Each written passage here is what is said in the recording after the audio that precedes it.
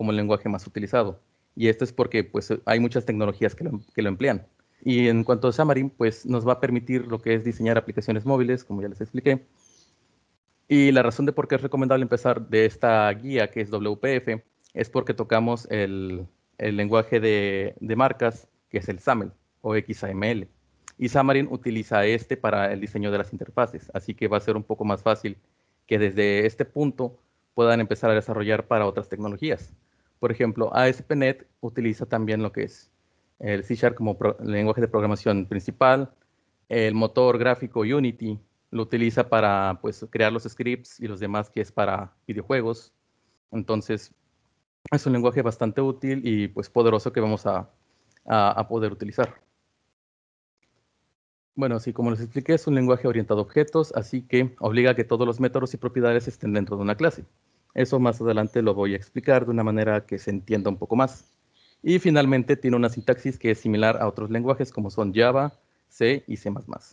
En pues, lo que va a ir yendo la parte del código va a notar demasiadas similitudes, así que personas que ya conozcan algún lenguaje como es Java o C++ no van a batallar con la parte de la sintaxis y con las estructuras como tal.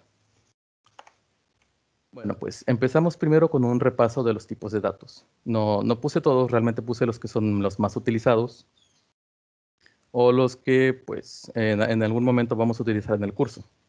Por ejemplo, empezamos con el tipo de dato byte, cuyos valores van del 0 al 255. Esto es un entero con signo. Quiere decir que este va a ser positivo siempre. Después tenemos el tipo de dato int, que va desde -2 y toda esa línea enorme de negativo a positivo. Este es un entero medio con signo. Quiere decir que puede tener valores negativos o valores positivos, pero siempre va a ser un entero. Es decir, este tipo de dato va a ser 1 o 2 o 3, pero no puede ser 1.5 o 3.5.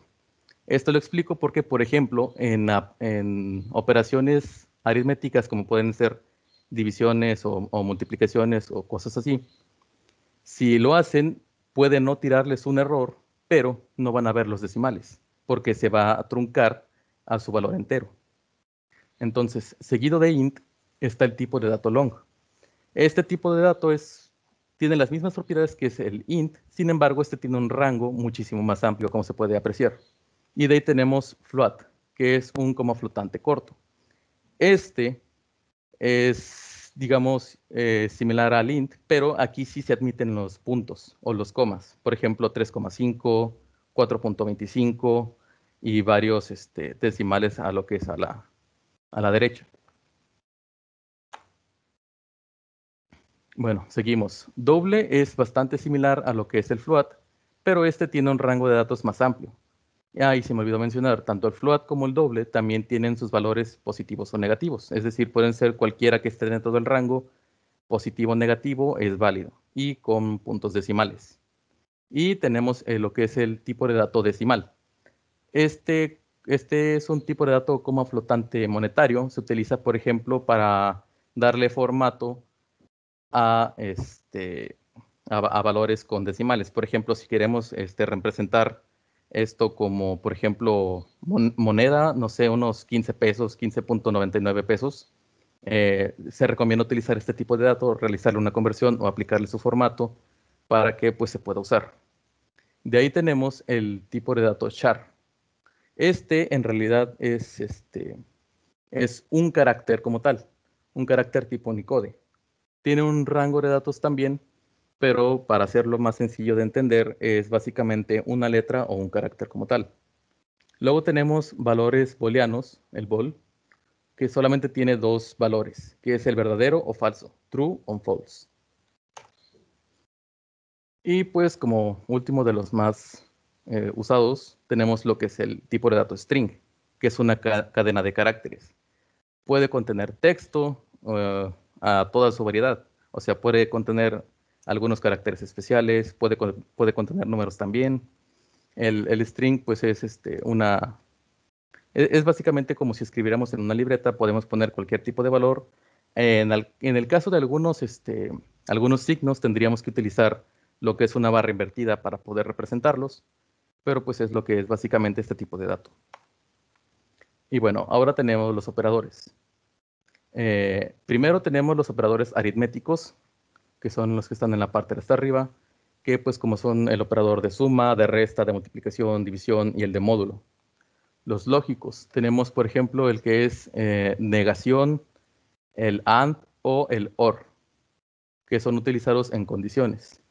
A nivel de bits, pues tenemos el AND simple, la barra, el exponente o el redondeo. De concatenación, lo que es el más, incremento, decremento, más, menos, menos, que es para ir incrementando, decrementando valores, ya sea en uno o en iteraciones. Desplazamiento, los relacionales, que son utilizados en expresiones de comparación o de condiciones, que es, por ejemplo, el igual a, diferente de, mayor que, menor igual, mayor igual. Y los que son de asignaciones, que en este caso es el de igual. Después tenemos lo que son accesos a miembros, que es el punto. Cuando veamos la parte de clases y la parte de variables, entenderemos por qué se utiliza este punto.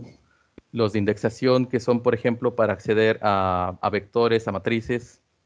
Los de conversión, que son para entre estos paréntesis, poner el tipo de dato al que se desea convertir y que se realice dicha conversión. Los condicionales, los de creación del objeto, que es el new, y los que dan informaciones de tipos. Ahora, en cuanto a la sintaxis básica de este lenguaje, todas las sentencias terminan con punto y coma. Eso es algo clásico de este tipo de lenguajes compilados.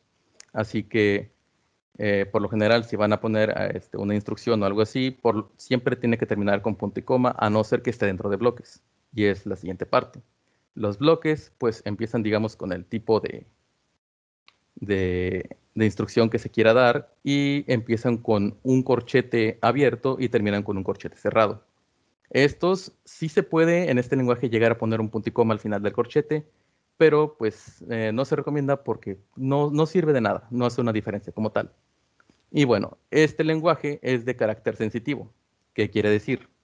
No es lo mismo si yo escribo número con N mayúscula que con N minúscula.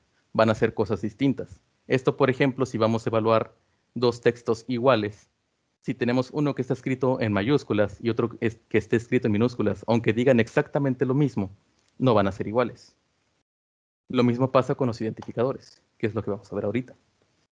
Los identificadores son nombres usados para identificar elementos de un programa, como lo pueden ser espacios de nombres, clases, métodos, variables, constantes. Estos solamente pueden usar letras, números y guiones bajos. Deben comenzar por una letra o un guión bajo.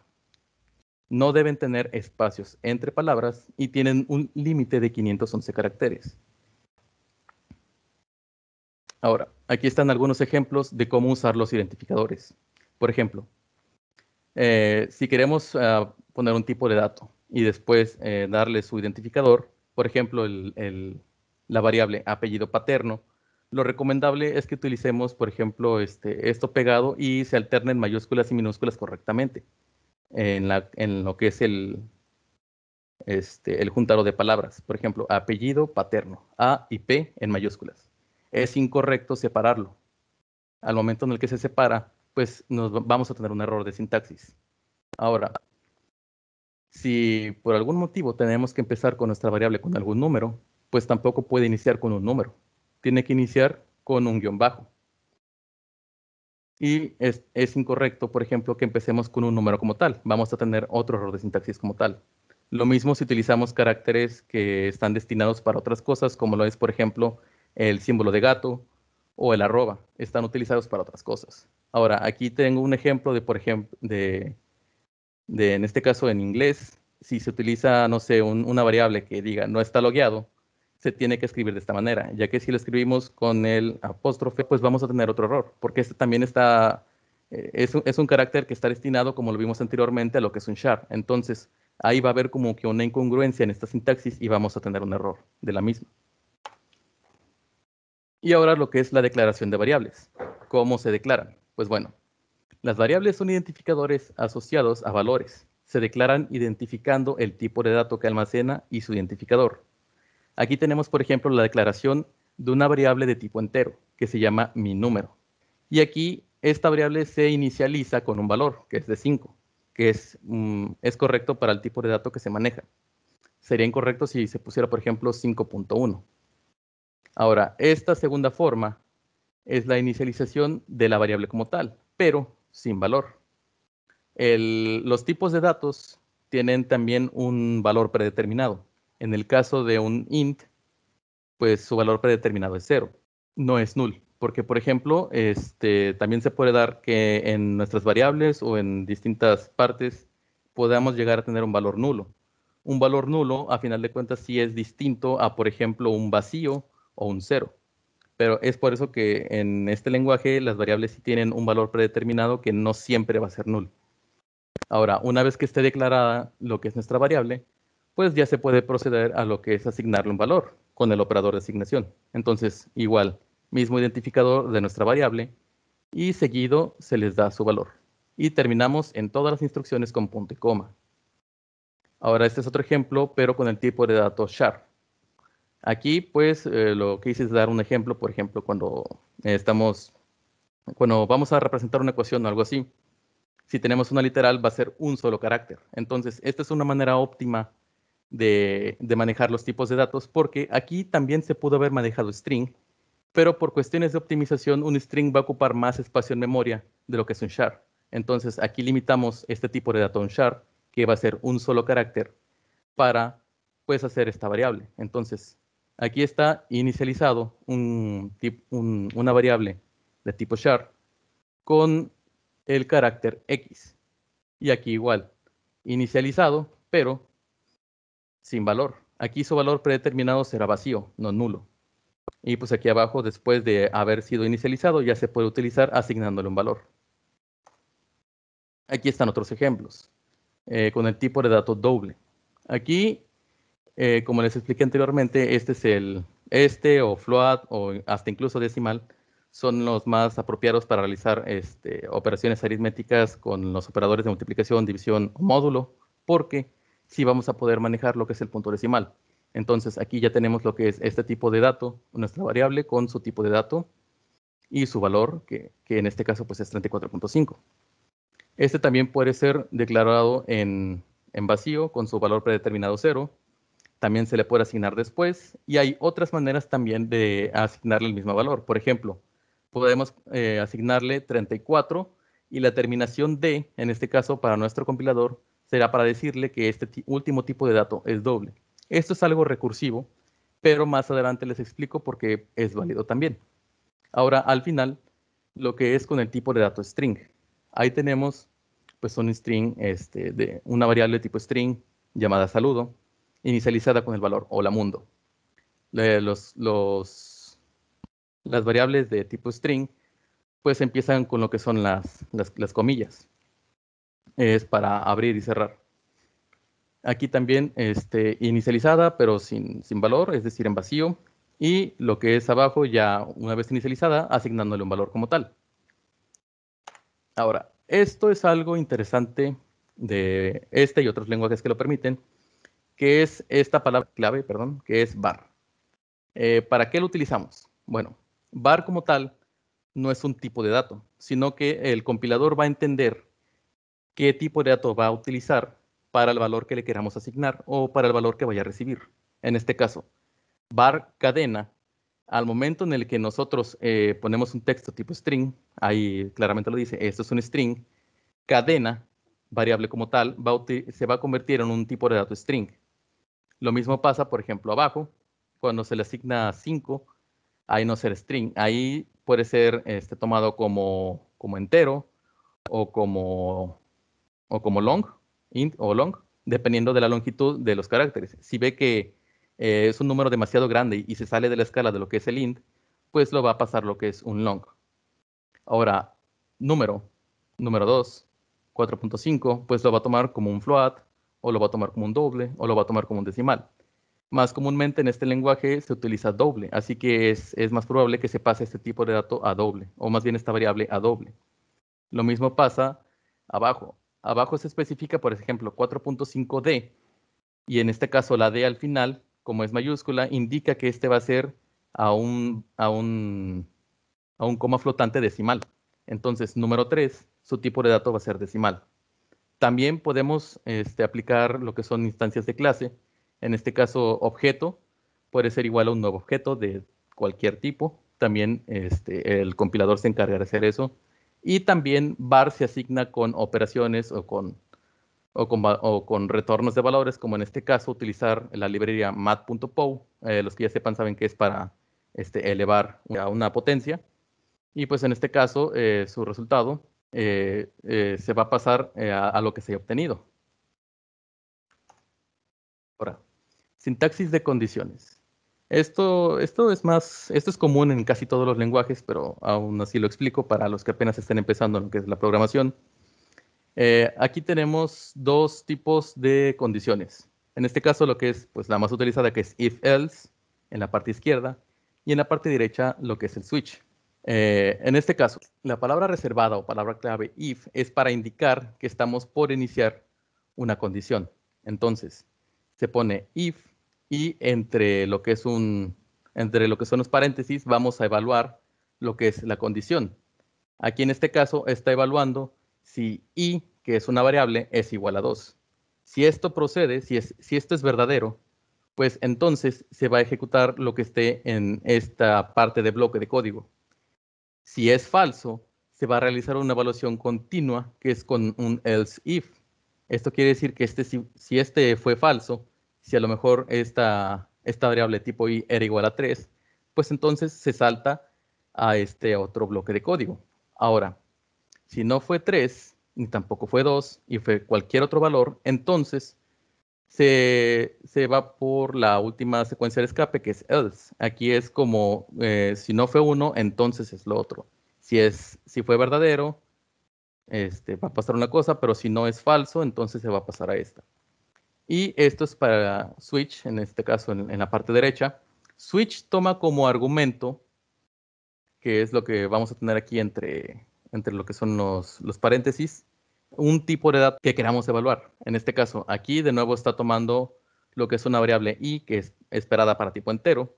Y dentro de los case, pues vamos a especificar qué se va a hacer si i es igual a 1, por ejemplo, si es igual a 2, si es igual a 3, o el default, que actúa a la vez como un else, que es para un valor que ya esté fuera. Entonces, pues en este caso, se pone, por ejemplo, el case. Aquí pondríamos lo que son las sentencias o lo que sea que queramos hacer si esta expresión es cierta. Y una vez que terminemos todas las instrucciones, se va a poner un break. El break, pues es para, digamos, terminar, decirle a nuestro programa que hasta ahí va a terminar lo que es la acción correspondiente a ese caso y que ya otras acciones pues van a partir a estas dos. De hecho, esta es una expresión combinada, que es cuando es igual a 2 o cuando es igual a 3. Aquí cualquiera de estos dos valores van a resultar en una acción, en una sola acción. Si se quieren hacer acciones por separadas, pues entonces se va a poner una acción después del 2 y se va a poner un break. Por eso en estas partes se utilizan dos puntos, porque quiere decir que va a realizar algo después de ese punto. Ahora, en cuanto a los ciclos. Bueno, los ciclos son instrucciones de código que se van a repetir n veces que nosotros querramos o hasta que algo pase. Entonces, for como tal es un ciclo que está limitado. Nosotros ponemos un límite del n veces que querramos. Por lo general, sí se pone un int para lo que es el número de iteraciones y pues estas, digamos, son las expresiones que van a tener. ¿Cómo comienza? Pues bueno, primero con el tipo de dato o la variable que vamos a utilizar. Aquí sí tiene que ser una variable como tal. Entonces, aquí está utilizando una variable de tipo entero llamada i, cuyo valor pues va a ser 0. Ahora, la siguiente parte es el límite. Puede ser un límite menor o un límite superior. Es decir, aquí vamos a poder utilizar lo que es el menor que, el mayor que, o el mayor igual, o el menor igual. Aquí en este caso estamos diciendo que i debe ser menor a 10 en esta segunda parte. Y en esta tercera parte puede ser un decremento o puede ser un aumento. Puede ser más más i o i más más o i menos menos o menos menos i. Y pues, por ejemplo, aquí durante 10 veces, pues se va a estar repitiendo lo que tengamos en esta parte de código. Ahora, en este caso, un while va a hacer que mientras i sea menor a 10, va a hacer una acción. Aquí como tal no se está cambiando en esta parte de arriba o no se está indicando que i va a incrementar o va a decrementar. Entonces, aquí dentro de lo que es nuestro código tendríamos que hacer que i incremente o si estamos realizando otra evaluación, pues que esto ocurra. Porque si lo dejamos así como tal, pues el resultado es que nuestro programa se va a ciclar, va a entrar en un modo de espera, va a empezar a consumir cada vez más memoria RAM, el programa se va a colgar, eso sería un error. Pues bastante malo dependiendo de qué tan pesada sea la instrucción que nosotros estemos haciendo. Entonces, si se va a utilizar un while, pues o se va a esperar a que algo pase, que lo podamos controlar, o en este caso, si ya está delimitado y nosotros ya tenemos un tiempo esperado o unos datos esperados, utilizaríamos un for. Un do while funciona igual que un while, aunque son un poco distintos en cómo se manejan en memoria. Así que, pues, dentro de lo que es la parte de do, en este bloque, se va a realizar lo que es lo que nosotros querramos hacer en esta n repetición de veces, mientras algo sea verdadero. Esta, pues aquí se utiliza true para hacer algo predeterminado, pero también puede ser evaluaciones como, por ejemplo, i menor a 10 o i mayor a 10 y todas esas cosas. Y finalmente tenemos lo que es el ciclo for each. En este caso de C#, pues su sintaxis es la siguiente. Se escribe la palabra clave for each, luego el tipo de dato que vamos a manejar, su nombre, en y ahora una colección. ¿Cuándo es utilizado esto? Bueno, supongamos que tenemos una caja que tiene 5 bolsas. Entonces, el for each evaluaría, por ejemplo, bar caja, caja C, por ejemplo. Ah, no, perdón, aquí estoy en un error. Aquí evaluaría bolsa V en caja. La caja es como tal el contenedor de esta colección de cosas que tiene. Y pues var sería cada una de las bolsas que contiene. Entonces aquí el for each se va a repetir cada elemento que tenga una colección. En este caso, si tenemos, por ejemplo, una matriz de 5 de longitud, pues 5 veces por cada uno de valor, es decir, por el 1, por el 2, por el 3 y por el 4, va a estar haciendo una operación. Esto es bastante útil, más que nada en el manejo de arrays o de vectores como tal. Y pues ahora tenemos lo que es una vista rápida de lo que es la estructura en cuanto al código. La estructura que se utiliza o que maneja, en este caso C# es por bloques encapsulados entre corchetes. Esto al menos en lo que son los espacios de nombres, las clases y los métodos. Entonces aquí tenemos un ejemplo de lo que veremos cuando vamos a crear nuestro proyecto o igual en cualquier otro proyecto que se cree, siempre inician con una plantilla. Entonces la plantilla predeterminada y sugerida para C# pues es la siguiente. En la parte superior se declaran lo que son las librerías, las que vamos a estar utilizando para acceder a pues a las clases que ya tengamos proporcionadas. Por ejemplo, la clase System, la clase System.Windows. Todas las librerías globales se van a poner en la parte superior. Ahora, se debe de especificar el namespace, que es el espacio de nombres. ¿Qué es este espacio de nombres? Pues es más que nada como, digamos, la carpeta en donde se va a contener nuestro archivo que estemos trabajando. Esto lo veremos más adelante una vez que creemos el programa, cómo es que funciona esto de los espacios de nombres, pero es, digamos, para indicar la ruta en donde se encuentra este archivo. Ahora, esto que está aquí como tal es un comentario. Los comentarios no son evaluados por el compilador. Lo que esté puesto entre comentarios no va a ser una acción, es decir, si aquí sí ponemos un código que muestra un mensaje o algo así, pues esto no se va a ejecutar, porque esto nada más es, por ejemplo, para realizar observaciones, para si estamos trabajando en equipo, pues podamos decir, esta parte de código hace esto, o aquí encontré un error, aún no sé solucionarlo, o aquí vamos a realizar esta acción. Esa es la utilidad que tienen los comentarios. Entonces, de forma predeterminada en la plantilla de lo que son las aplicaciones WPF, pues incluye esto, que pues básicamente nos describe que lo que sigue es la lógica de interacción para la ventana principal o el nombre de ventana que tengamos. En este caso, main window es como se identifica la ventana principal que vamos a estar utilizando. Ok, ahora siguen lo que son las clases. En este caso tenemos una clase parcial llamada main window que va a heredar un componente window. Window como tal es el objeto que se está heredando. En este caso, aquí, si vamos a utilizar propiedades o vamos a configurar las propiedades de la ventana, pues necesitamos heredar este objeto para poder acceder a sus métodos, para poder configurarlo, para poder asignarle valores. Por ejemplo, decir, quiero que tenga un alto X y, digo, un alto Y y un ancho X y cambiarle el título, cosas así, pues es por eso que se va a heredar este componente. Y finalmente tenemos lo que es el constructor.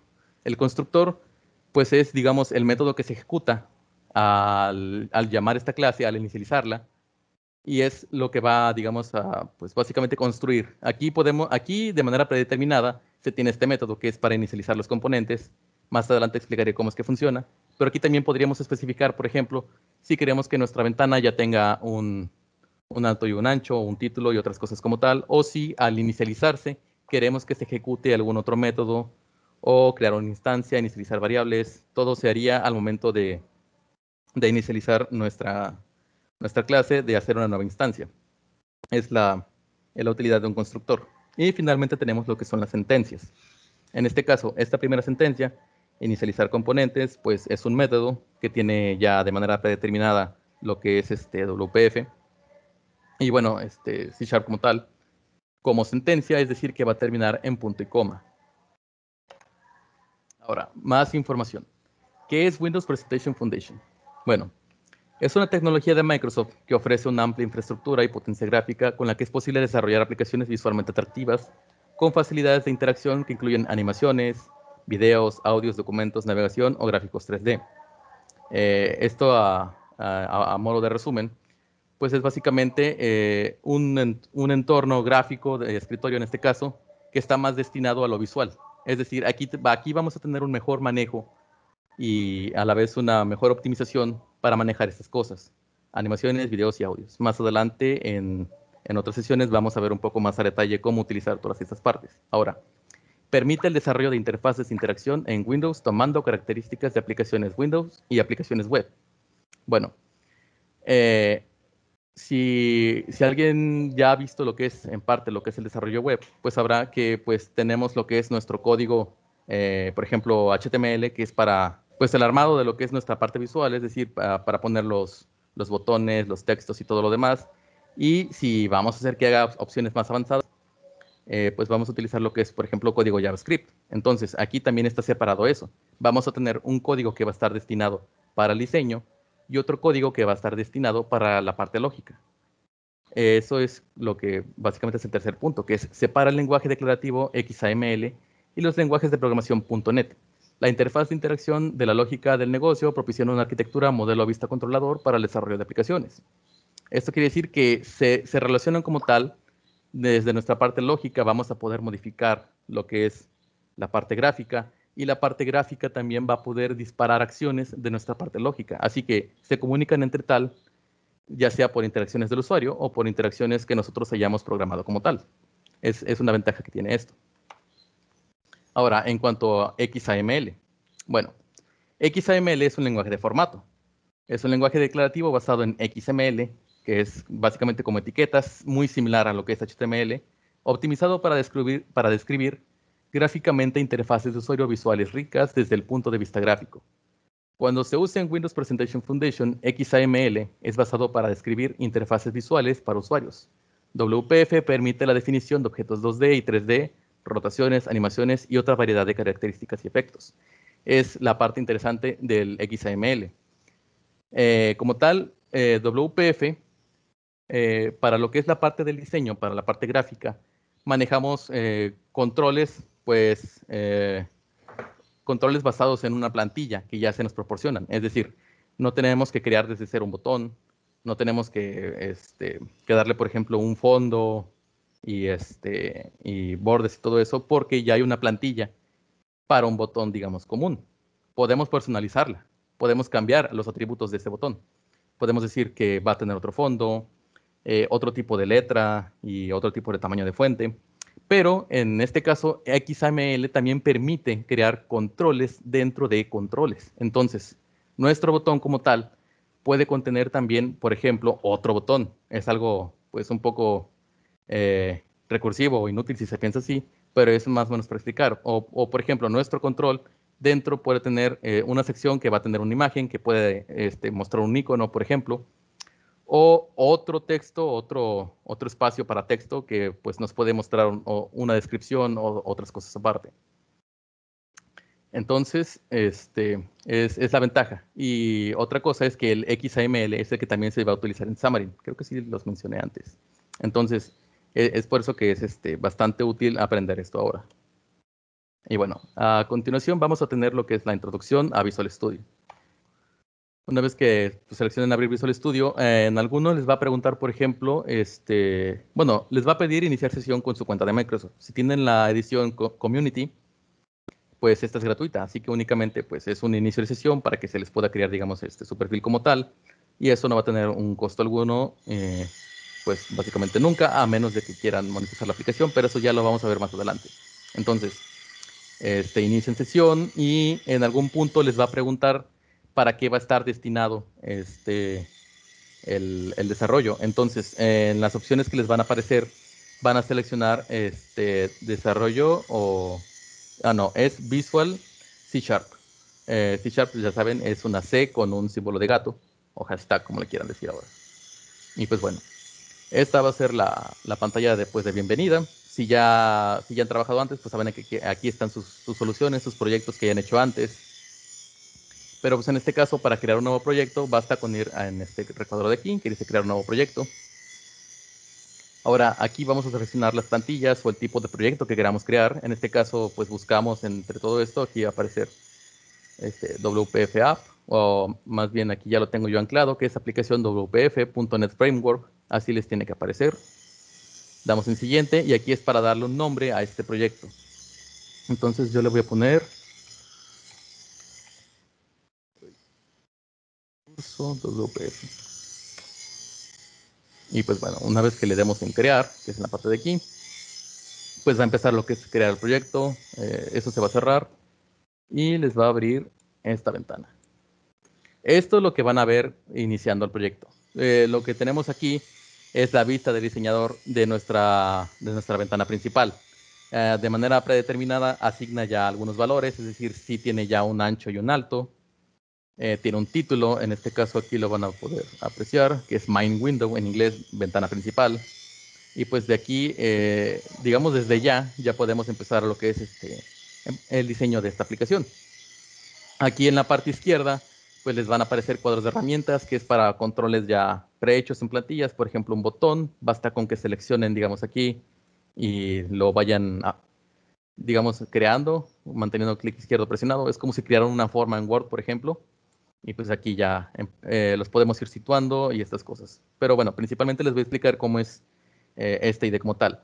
Como les expliqué, pues estas ventanas no van a ser siempre iguales, es decir, las pueden cambiar, puede que de manera inicial les aparezca de una forma distinta.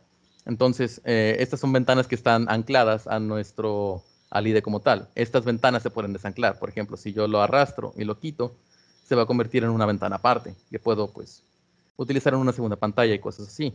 Si lo quiero regresar, pues nada más lo sitúo, digamos aquí, y ya.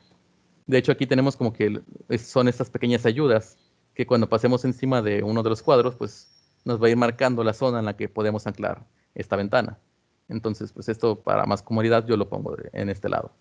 Ahora, el esquema del documento. En nuestro caso, como esta es la vista del diseñador de nuestra ventana, pues aquí tenemos, digamos, la lista de los controles que tenemos y en dónde están contenidos. Por ejemplo, Windows, que es nuestra ventana como tal, no puede contener varios objetos como tal. Debe tener un contenedor que contenga estos objetos. En este caso, el contenedor principal o el predeterminado para WPF, pues es un grid. Se puede cambiar, hay otros tipos de contenedores, pero pues es es para decirles cómo se ordenan, en este caso, nuestros componentes.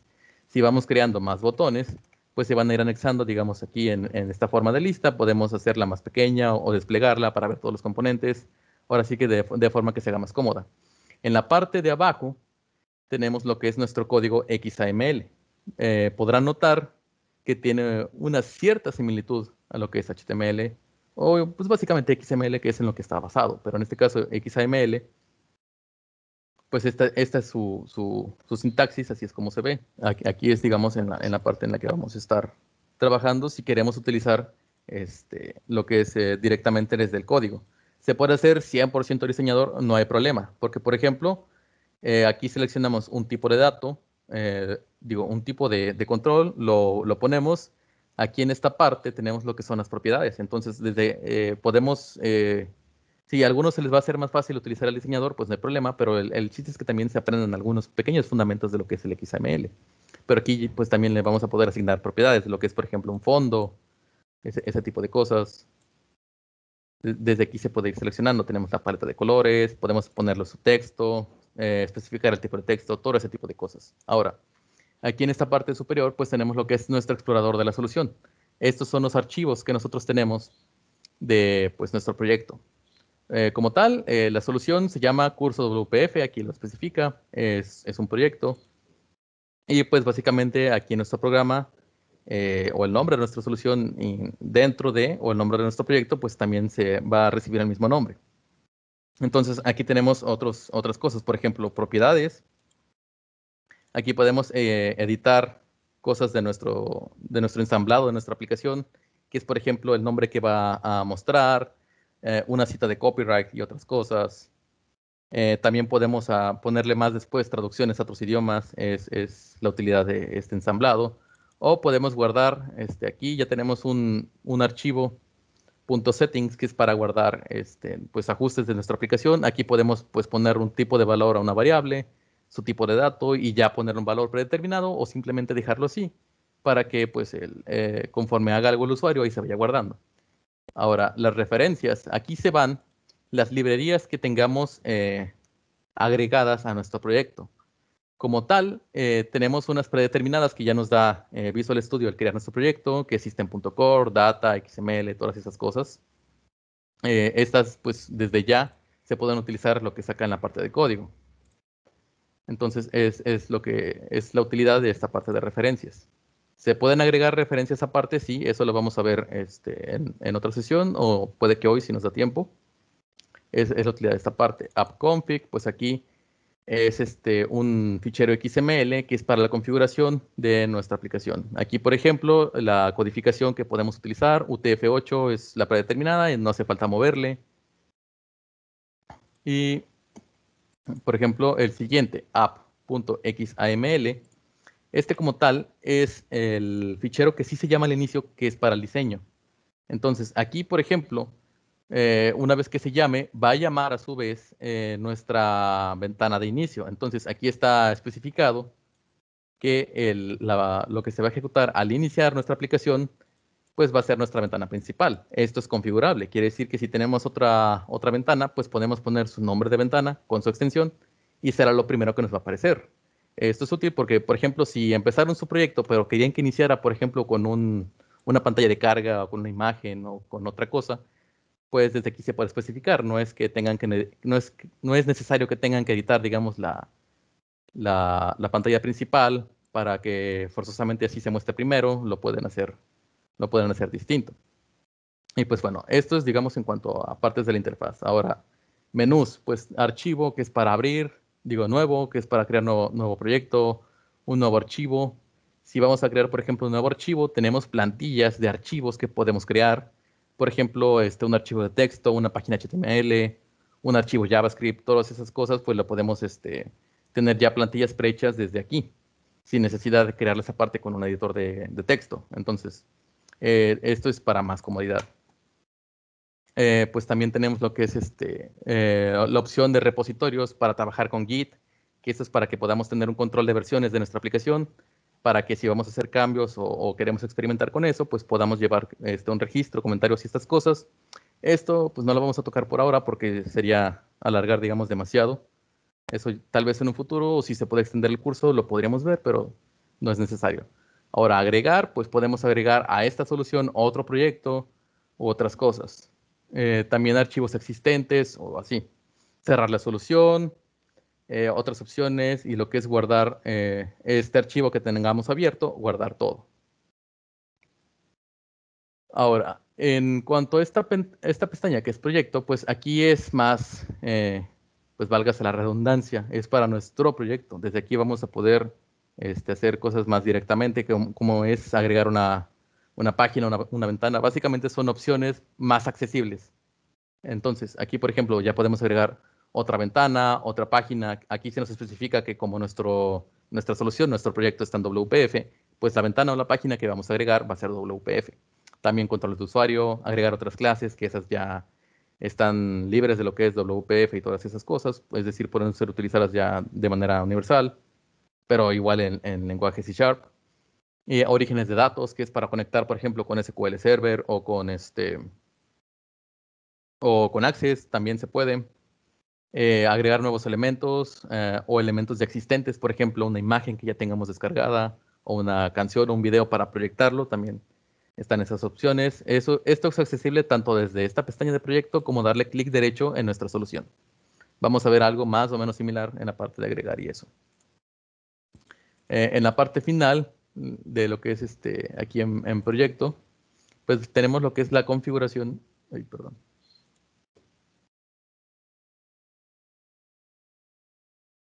Aquí está, propiedades de curso, que es las propiedades de nuestro proyecto como tal. Pues aquí podemos ir cambiando otras opciones sin modificar, digamos, los otros archivos por si resulta difícil. Desde aquí podemos editar algunas propiedades. Por ejemplo, ponerle un icono predeterminado. El icono predeterminado cuando ejecutamos algo pues va a ser pero lo podemos cambiar a un icono que nosotros querramos. El nombre de ensamblado, que es el que se va a mostrar, o en la información, que es ir poniendo todas estas cosas, especificar lenguajes, todo lo demás. Eh, Aquí en compilación, si queremos que al momento de ejecutar nuestra prueba de nuestra aplicación haga algo en específico, por ejemplo, que se ejecute o que se compile en 32 bits o por 64, aquí se puede especificar. Las aplicaciones de escritorio como tal, para más compatibilidad, se recomienda preferir 32 bits. Esta aplicación, digo, esta opción ya viene seleccionada por defecto. Esto es para que, pues como lo expliqué, para más compatibilidad, para que no tengamos problemas, para que básicamente se puede ejecutar en cualquier computadora que tenga Windows en este caso. Ahora, errores y advertencias, esto pues, lo vamos a tratar después. La salida, a dónde se va a ir nuestra compilación, será, digamos, a la ruta de nuestro proyecto, donde esté ya guardado, en la carpeta bin y en la subcarpeta debug. Ahí es donde se va a ir guardando. Ahora, en lo que es pues, depurar, pues aquí podemos especificar que, por ejemplo, le demos argumentos para iniciar a nuestro programa y todo ese tipo de cosas. Entonces, es la utilidad que tiene aquí la parte de configuración del proyecto. Podemos configurar todo de lo que es desde la compilación, la depuración, hasta la publicación, que es la parte final. Y pues bueno, ahora aquí como tal, en esta parte de lo que es el explorador de soluciones, todos los que tengan este triángulo es porque tienen, digamos, algo, son contenedores, tienen algo adentro. Entonces, aquí, por ejemplo, vemos que main window tiene para expandir algo. Pues, ¿qué es? Es nuestro archivo CS. .cs es la terminación de la extensión de un archivo de código C Sharp. Entonces, nuestros archivos, digamos, de código van a tener el mismo nombre que nuestra ventana. Se puede cambiar, pero esto es un poco más complicado de tratar al final. Se recomienda que sean iguales. Por algo ya está de manera predeterminada, así que lo vamos a dejar así. Entonces lo expandimos y damos clic derecho, digo, doble clic en nuestro archivo .cs. Esto que se abre como tal es ya nuestro código de nuestra aplicación, la parte lógica, la parte que pues es destinada al lenguaje C Sharp. El otro era el XML, este ya es C Sharp. Aquí como vemos, pues ya de manera predeterminada nos importa estas librerías. En otros lenguajes se utiliza import o include, en el caso de primero en Java y seguido en C++, por ejemplo. Pero en nuestro caso de C Sharp se utiliza el using.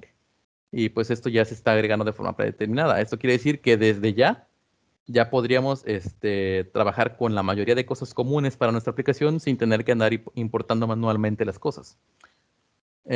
Igual se pueden agregar otro tipo de librerías, pero pues, con estas tenemos suficiente. Ahora, aquí igual lo que es nuestro espacio de nombres, esto que ya especifiqué. Aquí, ¿cómo funciona el espacio de nombres? Pues bueno, como ven, aquí es curso WPF. Esta, digamos, es la carpeta raíz de nuestro proyecto como tal. Entonces, el espacio de nombres, pues, va a tomar estos directorios, por así decirlo, como el espacio de nombres. Aquí nada más reemplaza lo que son los espacios con el guión bajo. Entonces, si nosotros, por ejemplo, creamos aquí una carpeta, que sería, por ejemplo, páginas o ventanas, lo que sea, y aquí a este mismo, pues le agregamos, no sé, una ventana, que diga ventana 2. Bueno, pues notaremos que el espacio de nombres ahora se va mostrando como que el directorio. Es decir, ahora está en curso WPF en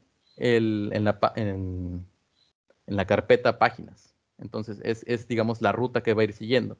Esta es la utilidad del espacio de nombres. Esto es porque, por ejemplo, si queremos tener,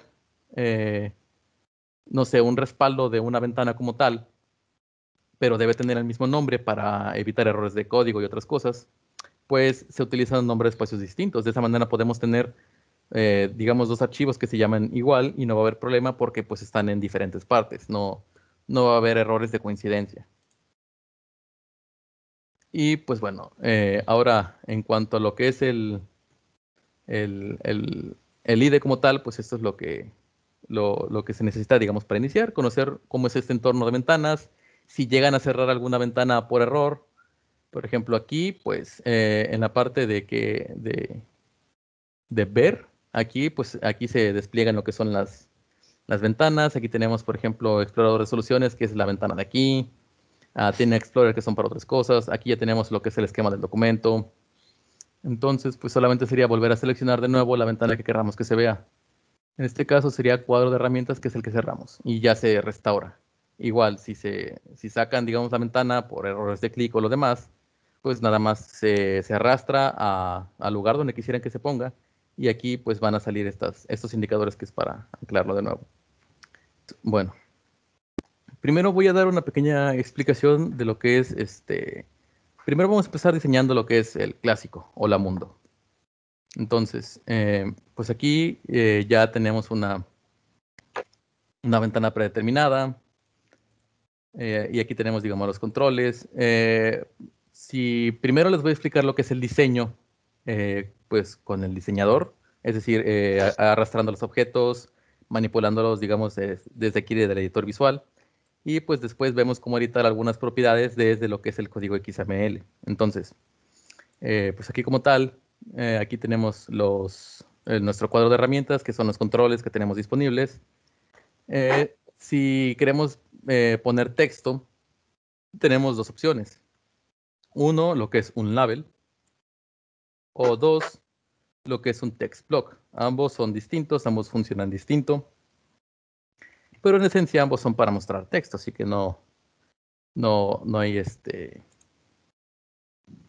no hay mucha diferencia en cuanto a la utilidad. Por ejemplo, text block tiene propiedades que son para alinear texto y otras opciones un poco más avanzadas que Label no tiene. Label siempre se va a mostrar, digamos, con alineación a la izquierda. Entonces, aquí, por ejemplo, de forma general, para los textos que vayamos a mostrar, pues les pediría que utilicemos lo que son text block. Entonces, arrastramos, por ejemplo, nuestro componente y si ven, tenemos aquí pues lo que es su delimitación, esto que es para modificar su forma, su tamaño. Aquí, mientras mantengamos presionado, notaremos que nos aparece el contador de la dimensión.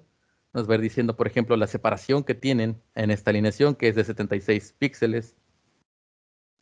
Y pues, por ejemplo, cuando lo vayamos haciendo grande o pequeño, pues nos va a ir mostrando la resolución, que por ejemplo ahorita tiene 100 de alto y 648 de ancho. Entonces, una vez que, por ejemplo, tengamos el control de acuerdo a un tamaño que nosotros veamos, pues pasamos a configurarlo como tal. Si queremos cambiarle el texto, pues podemos dar doble clic al texto como tal y pues se abre esta edición. Escribimos, por ejemplo, Hola Mundo. Y pues tocamos fuera para salir de esa edición. O también podemos editarlo desde esta ventana que es de propiedades, en la parte de, en la categoría, digamos, común, en text, pues es digamos, lo mismo. Aquí podemos ir escribiendo como queramos el mensaje que queramos mostrar. En la parte de arriba, lo que es en cuanto a texto, aquí tenemos diferentes categorías que son configurables. En la primera, pues tenemos lo que es la fuente. Entonces, de manera predeterminada, la mayoría de los controles tienen la fuente Segoe UI. Esa viene pues incluida en sistema, creo que desde Windows XP me parece o no sé. Y pues aquí podemos configurar lo que es el tamaño de este texto. Aquí, por ejemplo, de 24 o en este caso para que se vea mejor, de 72. Ahora igual, podemos cambiar la alineación. En este caso lo voy a elegir centrado. Y una vez que tengamos nuestro diseño, en la parte de aquí de arriba de iniciar, se inicia lo que es la compilación, la depuración y pues vamos a ver nuestro programa corriendo como tal. Entonces, nuestra ventana pues se vería así. Hola mundo. Esta pues la podemos redimensionar, la podemos hacer más grande, más pequeña. Pero aquí hay unas cosas bastante interesantes. Y es que, por ejemplo, cuando la minimizamos, pues esto ya deja de estar centrado. Esto ya no está como nosotros lo queríamos. ¿Por qué? Bueno, aquí esto funciona con anclajes. Es decir, nosotros podemos anclar nuestro contenido a un punto. Por ejemplo, aquí está anclado al eje izquierdo. Nos podemos dar cuenta porque aquí tiene como que este clip puesto. Entonces, esto quiere decir que esto se va a alinear a la izquierda en un espacio de 66 píxeles y arriba un espacio de 150. Es por eso que si nosotros, por ejemplo, elegimos cambiarle el tamaño a la ventana, se va a quedar estático de esa forma. Entonces, si queremos cambiar la alineación de algún componente, pues entonces tendríamos que cambiarlo ya sea desde el diseñador o desde el código. A ver, aquí está. Aquí tenemos esto que es horizontal alignment. Esto pues es dentro de la etiqueta, en inglés configuramos hacia dónde. Aquí tenemos left, podemos cambiarla por ejemplo right y se va a alinear a la derecha. O por ejemplo, una vez que abramos esto, pues aquí el IDE nos va a ir mostrando sugerencias que podemos elegir, por ejemplo, al centro, stretch, que es por ejemplo que quede completamente desplazado, ocupando todo el espacio y eso. Y pues debería dar la opción de abajo, pero bueno, vamos a dejarlo, digamos, left por ahora.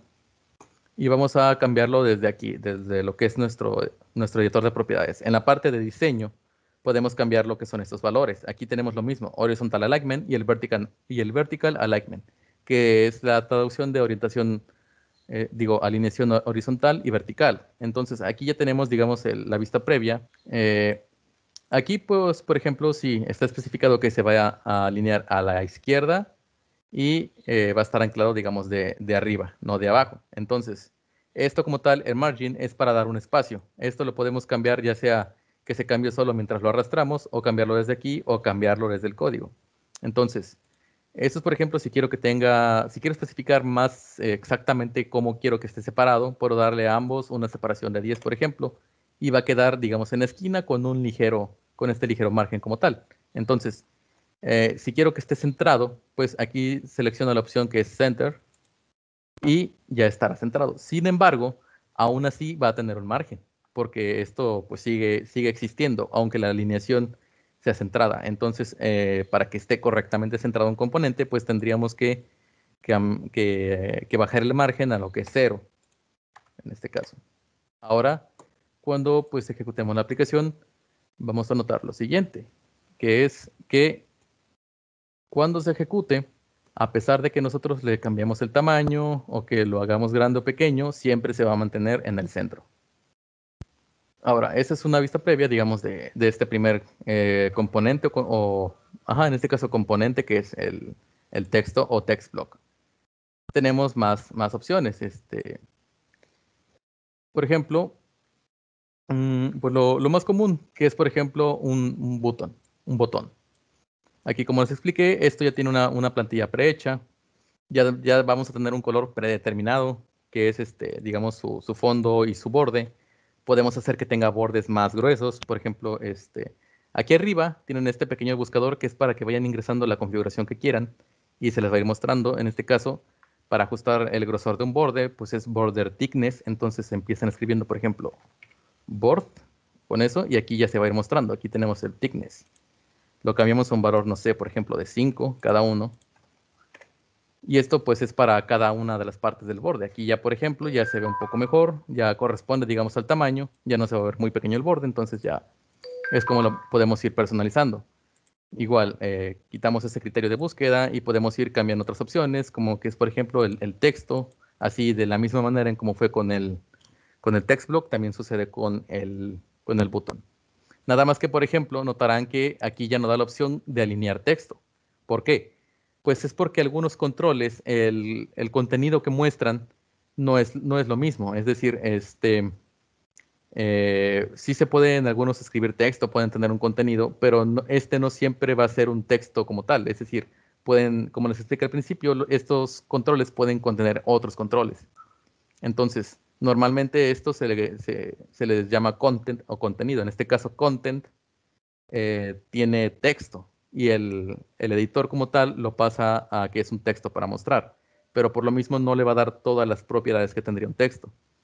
Entonces, para cambiar eso, se cambian otras opciones, que es, por ejemplo, cuando despliegan aquí los menús de lo que es la parte de propiedades, pues aquí tenemos todo lo que podemos configurar. Por ejemplo, cuánto sería lo mínimo de ancho que puede llegar a tener el control, lo mínimo de alto, su alineación. Y pues aún así da opción de ver más opciones, que son las avanzadas. Ahora, aquí es para lo máximo que puede, digamos, a medir el control. Y estas son las alineaciones del contenido. En este caso, Horizontal Content Alignment o Vertical Content Alignment.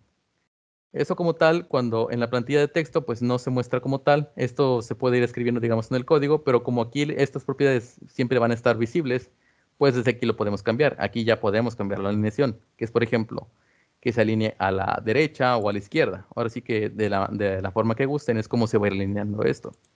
Aquí en este caso, pues es más correcto que esté de forma centrada. Entonces, aquí editamos de la misma forma que editamos el texto de arriba, damos doble clic. Entramos al modo de edición y pues le ponemos, por ejemplo, la acción que queramos que haga. Por ejemplo, decir hola. Entonces, como tal, pues ya le hemos configurado nuestro texto. Pero pues obviamente esto no tiene su acción definida. Es decir, este botón, pues nosotros sabemos que queremos decir hola, pero pues el programa no está declarado, no lo hemos programado como tal. Entonces, hay dos maneras de hacer la funcionalidad de este botón. Aquí, en lo que es nuestra ventana de propiedades, pues sí, tenemos lo que son las propiedades, pero también da esta última opción que son los desencadenadores o eventos. Entonces, cuando damos clic aquí en esta esquina en el rayito, pues se nos va a abrir esto. Esto como tal son todos los eventos que tenemos de nuestro control. No siempre son los mismos, en algunos son distintos, en algunos unas cosas aplican y en algunos otras cosas no aplican. Pero para la mayoría, digamos, tienen todos estos tipos de eventos. Entonces, sí les recomendaría que, por ejemplo, traten de, si saben inglés, pues esto les va a ayudar, les va a ayudar bastante porque pues la programación como tal son palabras en inglés juntas que describen qué es lo que hace. Entonces, saber traducir todo esto va a tener muchas ventajas de que de forma intuitiva pueden saber qué va a hacer cada evento. Por ejemplo, loaded, pues la traducción es cargado, que es, por ejemplo, una vez que se cargue este elemento. O, por ejemplo, got focus, cuando obtiene el foco, que es decir, cuando está señalado, cuando está próximo a ser accionado. Por ejemplo, click, pues valga, esto no tiene una traducción como tal, pero sabemos que este será el evento cuando hagamos clic. Entonces, podemos establecer este evento desde esta parte o podemos ponerlo desde código en su respectiva clase, claro. Aquí, por ejemplo, aquí, en nuestra clase que es main window. Ahora, cuando agreguemos controles, si no se usan el editor, es decir, Visual Studio, no les va a asignar un ID. Sí les va a dar, digamos, un tag para que a final de cuentas sí existan, pero si queremos buscar este botón, pues no lo vamos a encontrar porque no tiene un nombre como tal. Entonces, los nombres se los podemos asignar desde el esquema del documento, dándole doble clic aquí, o en la parte de propiedades, también editándolo de esta manera, o aquí en el XAML, especificar, por ejemplo, X. Ponemos aquí el nombre de nuestro control. Entonces, aquí vamos a especificar que el nombre que va a tener este control o este, perdón, este no es el botón.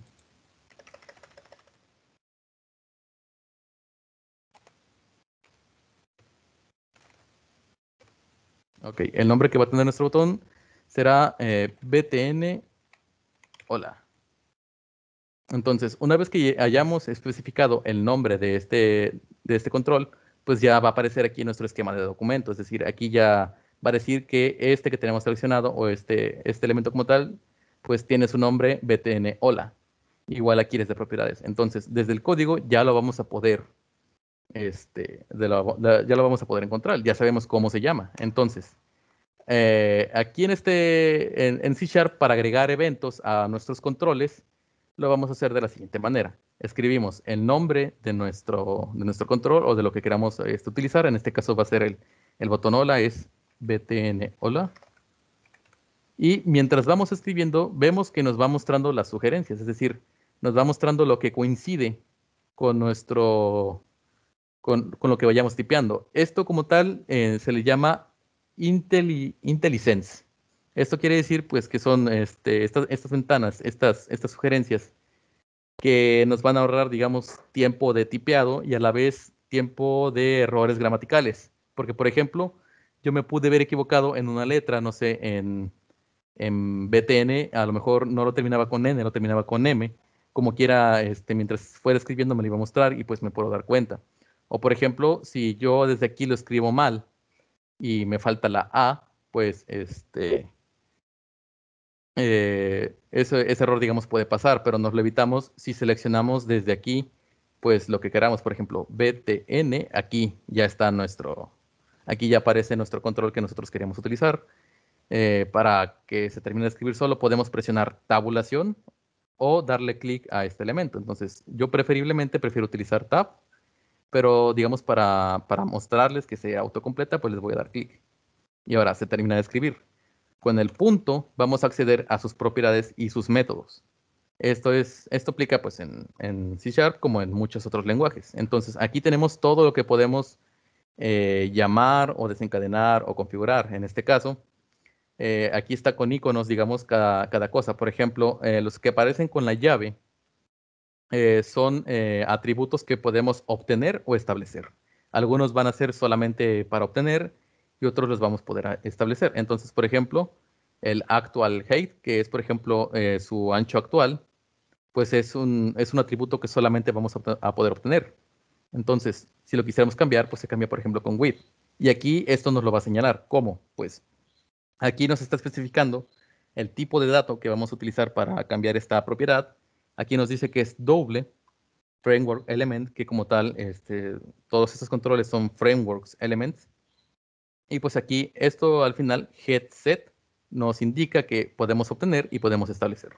Pero pues esto no lo vamos a cambiar. ¿Qué queremos hacer nuestro evento? ¿Cómo? Bueno, pues aquí seleccionamos ahora, por ejemplo, esto. De nuevo, el rayito, pues igual que en el indicador, en nuestro editor, nos va a ir mostrando lo que son los eventos. Entonces, aquí va a aparecer la misma lista de eventos que tenemos en el otro. Y aquí buscamos el que querramos. Como tal, lo que aparece aquí con este indicador de estrellita son las sugerencias. Este editor, este IDE, es buenísimo porque les va a mostrar sugerencias en base a lo que vean que estén haciendo. Entonces, no he empezado todavía a hacer mi programa y ya me está sugiriendo pues qué podría hacer o qué es lo más lógico que yo quisiera hacer. En este caso, clic. Entonces, pues aquí seleccionamos clic y ahora tenemos que utilizar una expresión eh, de, ¿cómo se le llama?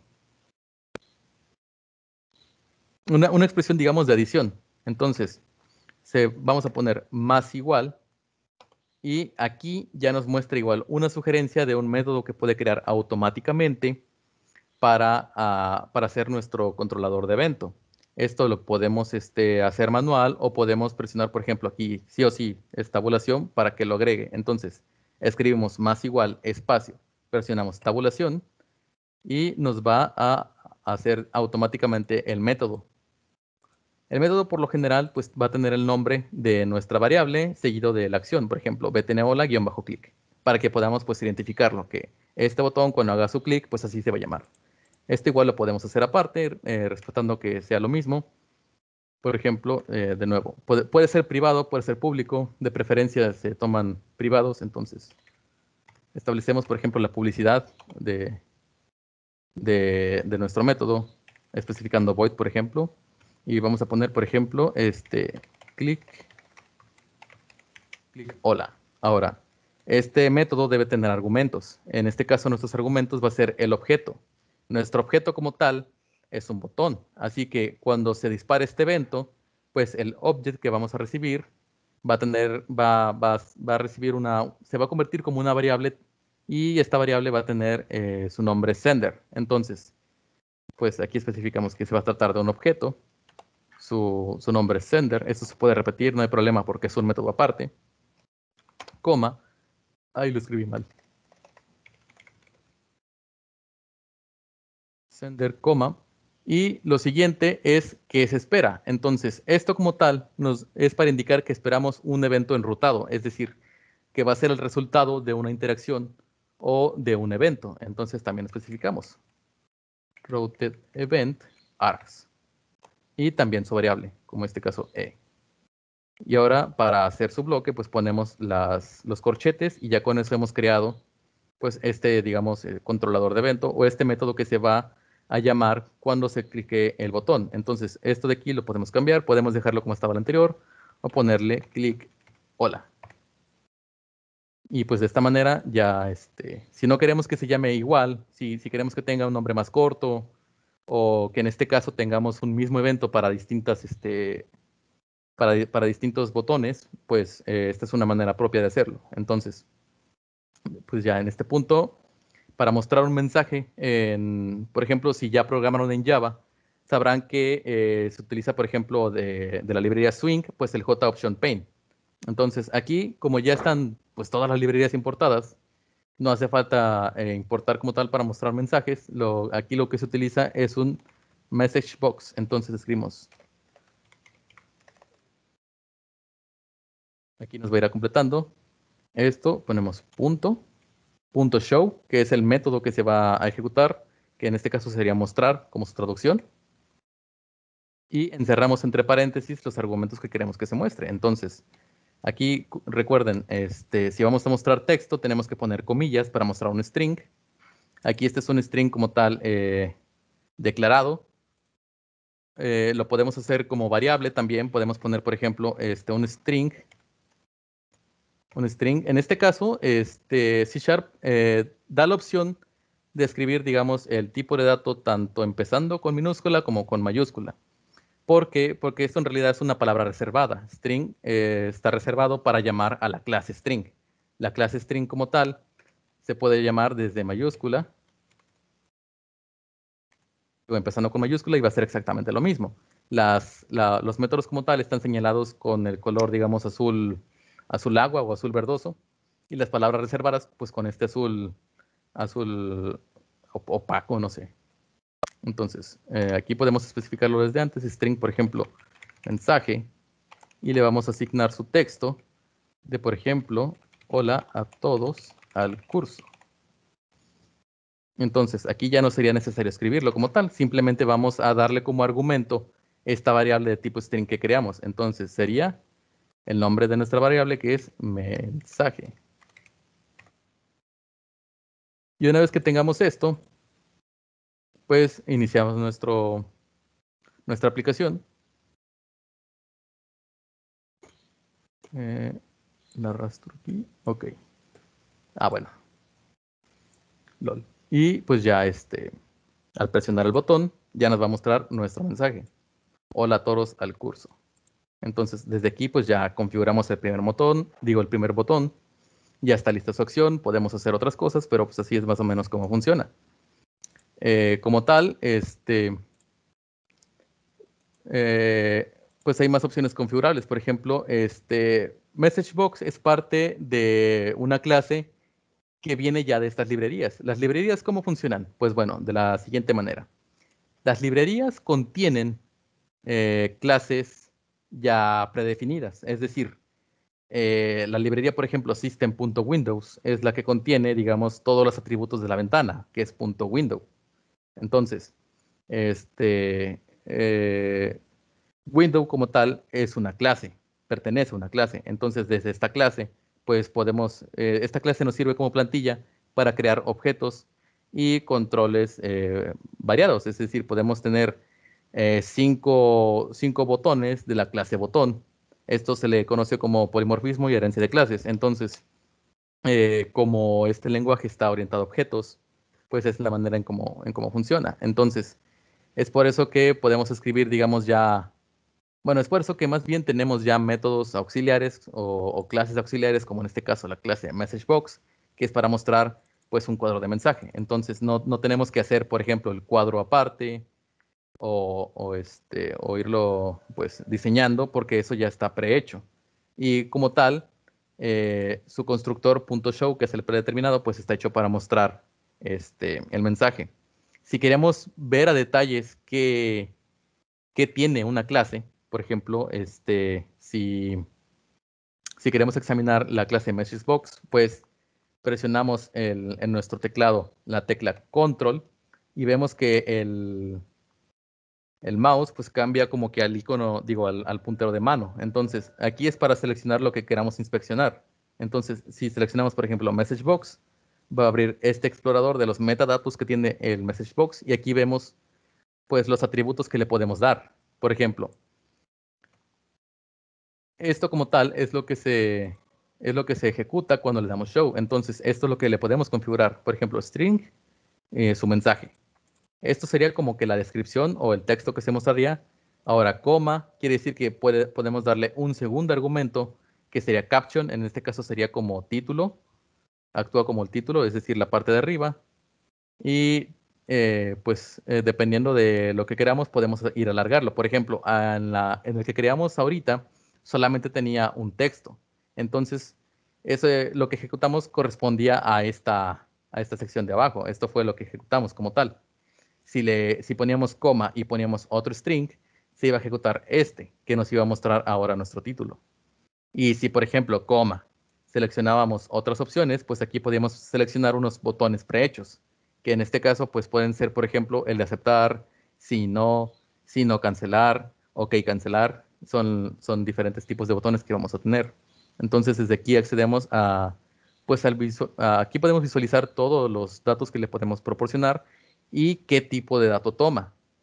Esto va a ser útil después cuando queramos trabajar con otras clases. Si, por ejemplo, llegan a tener un error de que ponen un argumento y se los rebota porque pues dice que no es un valor esperado, aquí pueden analizar o ver qué es qué tipo de dato tienen que ingresar en ese argumento del método. Entonces, pues es, digamos, la utilidad de esto. Esto lo cerramos como tal. Preferiblemente no hay que modificarlo porque ya es parte de la librería. Entonces, así es como, pues sabemos que ahora a esta clase le podemos poner diferentes cosas. Por ejemplo, aquí ya tenemos el string, mensaje a todos. Cuando presionamos coma, aquí nos muestra el siguiente argumento disponible. El IDE se encarga de analizar esta clase y nos va a ir mostrando conforme vayamos queriendo agregar argumentos qué es lo que sigue. Aquí en este caso, este pequeño mensaje nos va a ir mostrando que, por ejemplo, el siguiente tipo de dato es string y pues de forma de variable dice caption, es decir, el título. Y aquí algunos ya tienen su descripción. Por ejemplo, MessageBox, su descripción de esta clase, pues nos dice, muestra un cuadro de mensaje que tiene un mensaje y el título de la barra de título y que devuelve un resultado. Entonces, abajo, en lo que es caption, pues aquí nos dice un string que especifica que la barra de título para mostrar. A veces las traducciones son un poquito erróneas, pero pues básicamente especifica que es para la barra de título, es decir, la parte superior. Aquí, por ejemplo, podemos especificarlo desde aquí y ponerle mensaje. Entonces, igual, volvemos a ejecutar nuestro programa. Y cuando le demos aquí, ya veremos que ya tiene aquí escrito pues, el título o el caption en este caso, que es mensaje. Hola a todos al curso. Y de manera predeterminada su botón es este. Al final, ¿qué quiso decir con que retorna un valor? Bueno, como les expliqué anteriormente, este cuadro de mensaje tiene lo que son botones, que es si no cancelar. Entonces, cuando se presiona este botón, sí retorna un valor. En este caso, cuando se presiona aceptar, pues devuelve de manera predeterminada, por ejemplo, 0. Entonces, que el que regrese un valor, pues no es algo malo, es algo excelente, porque pues si podemos saber si, por ejemplo, el usuario en este cuadro de mensaje puso sí o no, pero pues igual no pasa nada con que lo devuelva, es decir, simplemente si queremos recogemos el dato y si no, pues no. Entonces, ¿cómo utilizar esto? Pues bueno, de la siguiente manera. ¿Cómo sabemos si alguien dijo sí o alguien no? Bueno, igual antes de eso les voy a mostrar cómo especificar, digamos, el tipo de botones. Aquí, por ejemplo, al message box les vamos a seguir dando argumentos. En este caso ponemos coma de nuevo. Y ahora nos sugiere que lo que sigue es un botón. Entonces, el botón tampoco lo tenemos que crear aparte. Accedemos aquí, en este caso, dándole clic, por ejemplo, a la sugerencia, que es button. Y luego ponemos punto, que es para acceder a las opciones que tenemos. Entonces aquí va mostrando qué opciones de botones nos da esta clase. Pues por ejemplo, da la opción de OK, que sería aceptar. Da la opción de si no, OK cancelar, si no cancelar, solamente OK, OK cancelar, si no, y todo eso. Y aquí al final, esto es, digamos, el valor que retorna. Por ejemplo, cuando digo, no, esto no es el valor que retorna. Este es como tal el identificador de esta selección. Por ejemplo, aquí podemos poner, aquí cuando seleccionamos cualquiera de estos, pues aquí en texto, pues vamos a, preferiblemente se muestra esto, que es para decir que esta es la opción seleccionada. Pero también lo podemos configurar si ponemos el número que corresponde, por ejemplo, 1. O tal vez no. Dejámoslo así, como estábamos. Por ejemplo, si no. Ahora, cuando iniciemos la aplicación,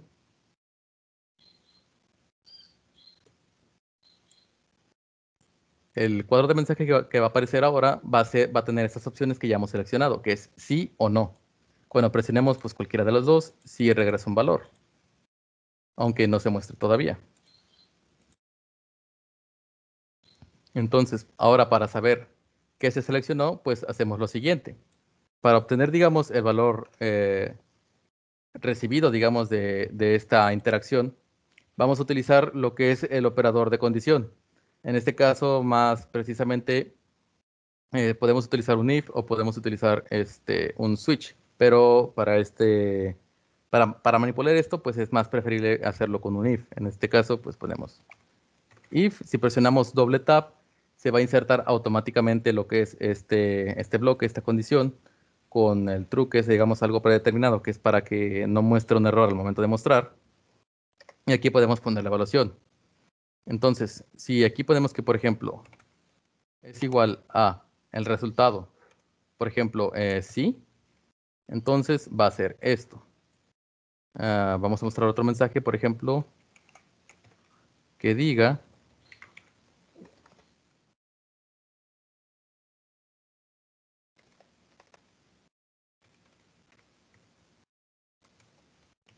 se seleccionó sí.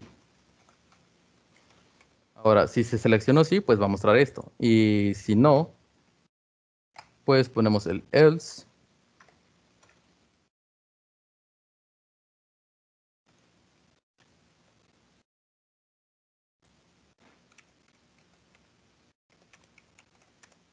Y vamos a mostrar otro mensaje que diga que se seleccionó no.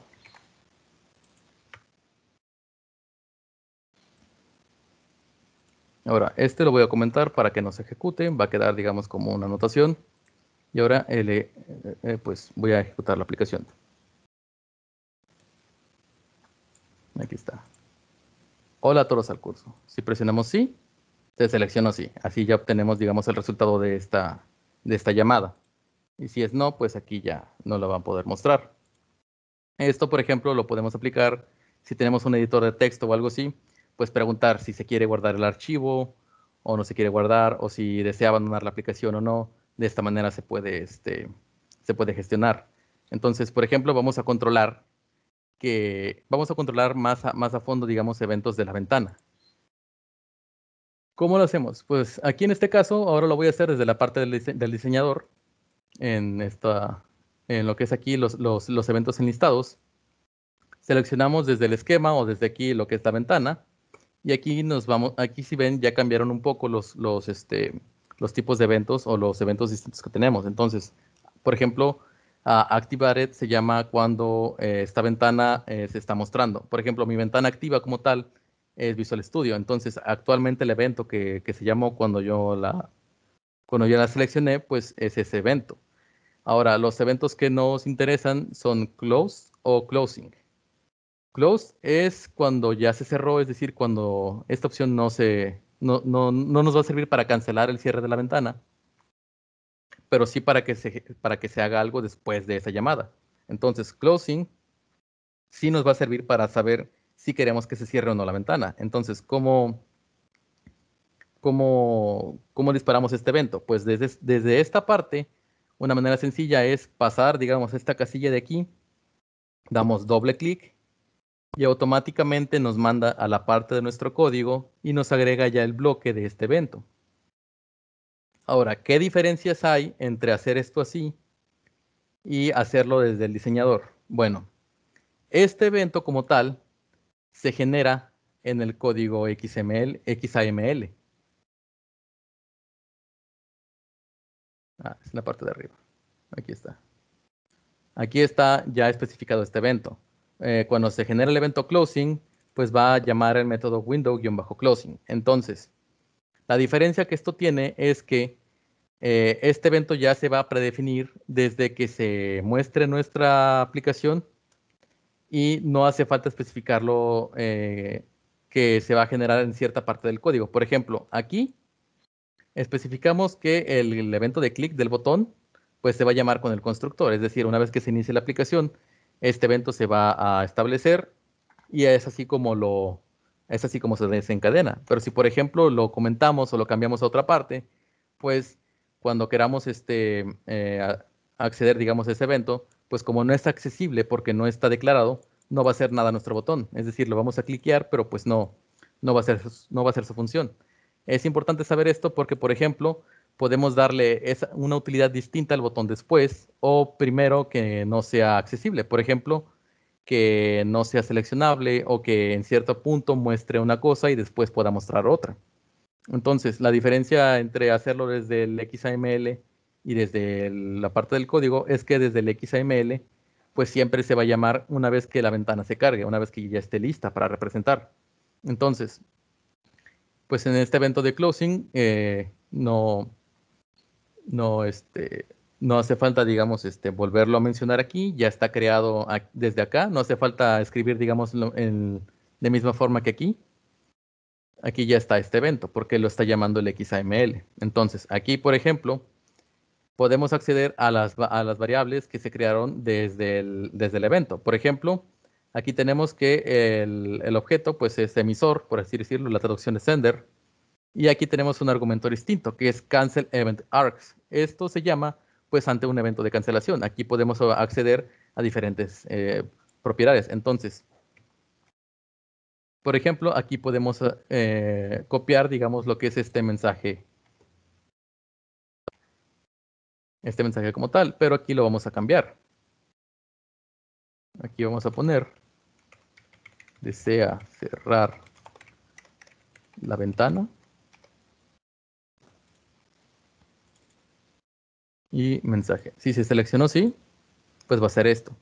Y ahora, ¿cómo lo cancelamos? Pues sencillo.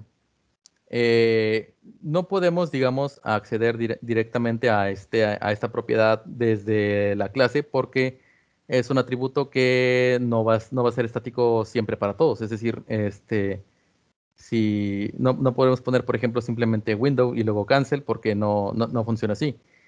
como nuestro método recibe los argumentos del objeto, pues aquí sí que podemos acceder a esto. Por ejemplo, el evento de cancelación establece o dice que la ventana se va a cerrar, va a terminar su presentación, y si era la única ventana que se iba a mostrar, pues va a finalizar nuestro programa. Entonces, ¿cómo podemos cancelar este evento? Pues sabemos que el atributo o la variable de este evento va a ser E. Entonces, si el usuario no desea cerrar la ventana, pues accedemos al evento de cancelación con E. Ponemos punto y ahora aquí tenemos diferentes opciones. Aquí nos sugiere cancel. Entonces, cancel pues es para establecer o para decir que si se va a cancelar o no. Entonces, aquí sabiendo que es un sí o no, el valor que se espera es un booleano. Aquí mismo lo especifica, que va a recibir un booleano. Entonces, e.cancel, la cancelación será verdadera o falsa, pues va a ser verdadera. Cancel true. Y eso se va a llamar después de que nos muestre el mensaje que se seleccionó o no. Entonces, ahora tenemos que seleccionamos cerrar y nos va a mostrar este mensaje. ¿Desea cerrar la ventana? Si no, se selecciona no. Pero si sí queremos cerrar la ventana, pues no va a cancelar el evento, se selecciona sí, por lo que va a finalizar. Entonces, esta es una manera, digamos, de acceder a lo que son, digamos, los datos regresados de un evento o los datos que hayan sido disparados por un componente. En este caso, por componentes o por controles, me refiero a lo que es la ventana o, por ejemplo, los controles como son los botones o los textos. Entonces, esta es una manera, pues, de ir accediendo a sus propiedades o lo que sea que queramos desde el código. De hecho, cuando nosotros ejecutamos la aplicación, notarán que cambia un poco lo que es Visual Studio. Entonces, eh, voy a, digamos, evitar mostrar la aplicación. Esto que nos muestra aquí es la sesión de diagnóstico. Esto, como tal, nos va a ir mostrando el consumo de nuestra aplicación en un lapso de tiempo y aquí podemos hacer diferentes cosas, como por ejemplo, hacer un punto de, bueno, establecer un punto en el que queramos que se detenga o tomar una captura del espacio en memoria para saber dónde tenemos valores guardados y todas esas cosas. Entonces aquí, por ejemplo, esta gráfica pues nos va mostrando el uso de memoria RAM guardada. Entonces aquí tenemos que se mantiene constante en 60 megas, porque pues ocupa, digamos, el espacio de las variables, que es un poco pequeño, pero como tal, todos los programas pues se almacenan en memoria. Entonces, a final de cuentas, el resultado de nuestro código gráfico pues se tiene que guardar, tiene que reservar sus espacios y tiene que desplegarse. Es por eso que se puede decir que es un consumo mayor al que podría ser una aplicación, digamos, de consola. Las aplicaciones de consola, si acaso, llegan a mostrar a veces kilobytes y eso, pero ya este tipo de aplicaciones más visuales llegan a ocupar un poco más espacio en memoria. Y pues en la parte izquierda está lo que es el árbol visual dinámico. ¿Qué es esto? Bueno, aquí es similar al esquema del documento, es decir, nos va a ir mostrando los, este, los componentes que se están mostrando, pero en tiempo real nos va a ir diciendo las propiedades que tienen. Por ejemplo, Main Windows, si lo selecciono, aquí me aparecen sus propiedades. Es decir, aquí me dice que actualmente tiene un ancho de 474.4 y tiene un alto de 474.4 y un ancho de 872. Entonces, si yo cambio si yo redimensiono la ventana, por ejemplo, y vuelvo a seleccionar el elemento, ahora ya cambió. Ahora ya me muestra sus nuevas medidas, que son 660 de ancho y 474 igual de alto, porque eso no lo cambié. Entonces aquí ya está eso cambiado. Esto nos sirve por si, por ejemplo, estemos haciendo, digamos, pruebas en ejecución de nuestra aplicación.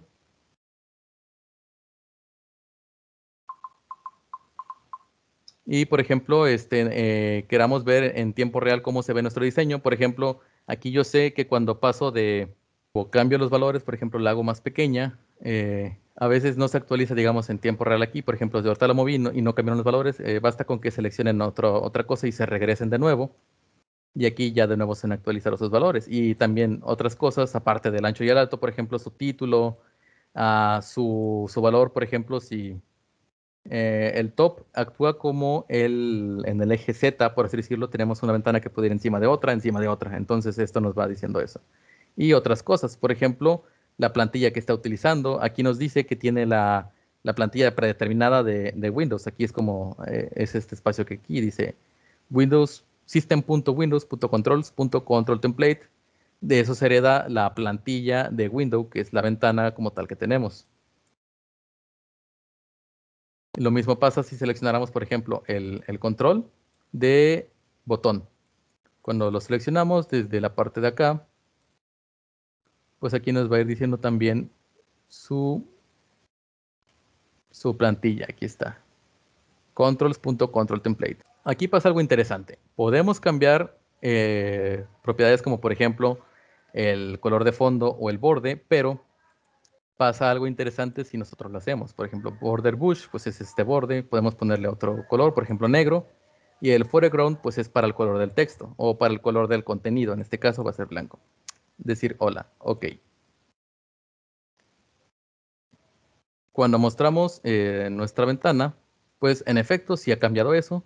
Si logramos personalizarla, pero ¿qué pasa? Si pasamos el mouse encima, pues como que no corresponde. Es decir, si podemos hacer que, por ejemplo, en lugar de que se vea este azul que correspondía a la plantilla predeterminada, cambie, por ejemplo, a un rojo un poco más oscuro, a que los bordes negros sean un poco más grises, de manera que también indique que se está haciendo este evento de pasar el clic. Entonces, viene incluida con el sistema una fuente que se llama Segoe UI MDL2 Assets, es esta de aquí. Pueden ver, digamos, estas cosas con el mapa de caracteres de Windows. Simplemente para encontrarlo, pues abren aquí el y escriben este mapa de caracteres o Windows R y Chart Map. Eso nos sirve, por ejemplo, si queremos hacer que este botón muestre una carita, por ejemplo,